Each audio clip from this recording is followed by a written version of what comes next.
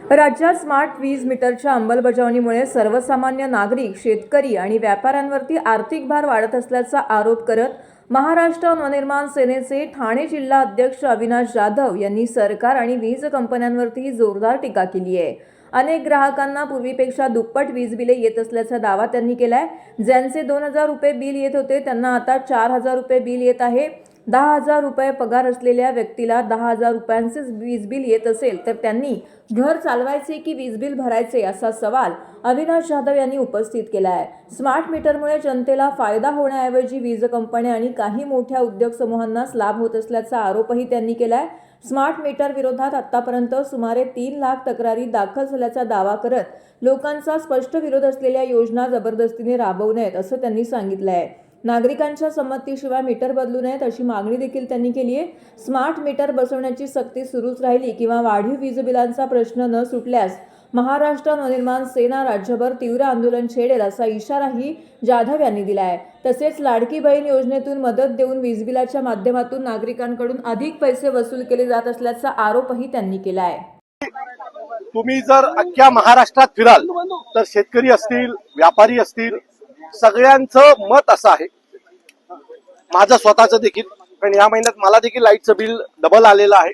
जर कुठल्याही घरात गेलात आणि स्मार्ट मीटर लावल्याच्या नंतर झालं काय, तर ज्याला 2000 रुपये बिल येत होता त्याला 4000 रुपये बिल यायला लागलं, ज्याला 5000 रुपये बिल येत होतं त्याला 10,000 रुपये बिल यायला लागलं, ज्याला 10,000 रुपये बिल यायचं ज्या व्यापाऱ्याला त्याला 20,000 रुपये बिल यायला लागलं।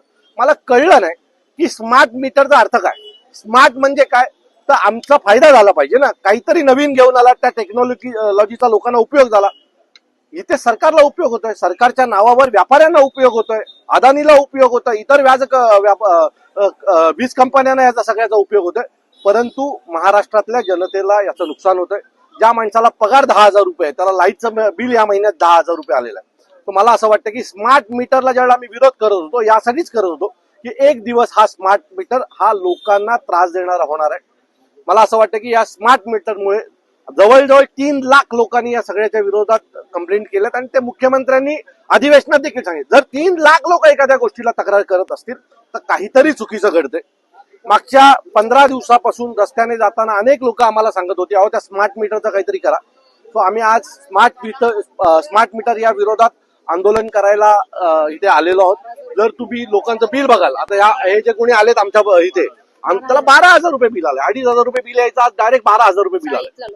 चाळीतल्या माणसाला जर 12,000 रुपये घराचं बिल येणार असेल, त्यांनी जगायचं कसं, बाकी खायचं काय, लाईट की वीज? तो या सगळ्याचा विरोध करायला आज आम्ही इथे आलेलो आहे। जर हे सगळं बंद झालं नाही तर महाराष्ट्र नवनिर्माण सेना अजून तीव्र आंदोलन करेल। शेवटी हा डायरेक्ट लोकांचा प्रश्न आहे। ज्यांना 10,000 रुपये बिल आहे, ज्यांना 10,000 रुपये पगार आहे, त्यांना जाऊन विचारा की ते घरी जेवणार आहेत, मुलांची फी भरणार आहेत की लाईटचं बिल भरणार आहेत, की लाईटचं बिल भरण्यासाठी याच्या पुढे लोकांनी काम करायचं आहे की ओव्हर टाइम करायचं याच्या पुढे जाऊन, की लाईटचं बिल आम्हाला भरावं लागेल। बरं, तुम्ही तिथे थांबता का नाही? 1 महिन्याचं लाईटचं बिल भरलं नाही तर डायरेक्ट जाऊन घरामध्ये लाईट कट करताय। ही कुठली माणुसकी आली? ही कुठली माणुसकी आली? तुम्ही नट सांगता लोकांचे जर मीटर काढणार असाल, लाईट कापणार असतील तर या सगळ्यांना विरोध होईल। याच्या पुढे जर कोणाच्या घरात जाऊन मीटर कापण्याचा प्रयत्न केला तर जो कोणी तिथे जाईल, जो कोणी अधिकारी तिथे जाईल, त्याला महाराष्ट्र नवनिर्माण सेना धडा शिकवेल।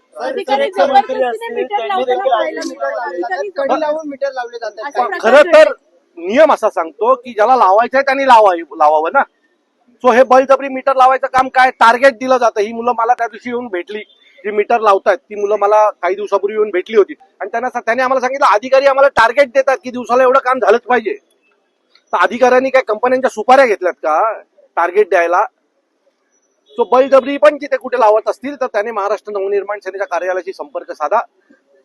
खात्रीने सांगतो की तो मीटर बदलला जाणार नाही, माणूस बदलला जाईल। विजय थलपती जसं त्याच्या राज्यामध्ये करून दाखवलं, का वाटतं राज्याचे आपले मुख्यमंत्री हा व्यापारी आहे, हे ही सगळी व्यापारी संघटना आहे, त्यांना लोकांची काही घेणं देणं। आता एवढी जर लोक महाराष्ट्रभर विरोध, 3 लाख तक्रारी आल्या, ते स्वतः म्हणतात 3 लाख लोक कमी होतात का? माझं मत आहे की या सगळ्या लोकांचा विरोध आहे ना, लोकांना ज्या गोष्टीचा विरोध आहे ती गोष्ट करू नका। बळजबरी आमच्यावर प्रत्येक गोष्ट का लागताय? म्हणजे निवडणुका आल्या की लाडकी बहीण सारखी एखादी योजना आणायची आणि नंतर त्या 1,500 रुपये त्या बाईला द्यायचे आणि लाईटच्या बिलाच्या रूपाने तिच्याकडनं 10,000 रुपये काढायचे। हे कसले भाऊ? हे लुख्खे भाऊ आहेत सगळे.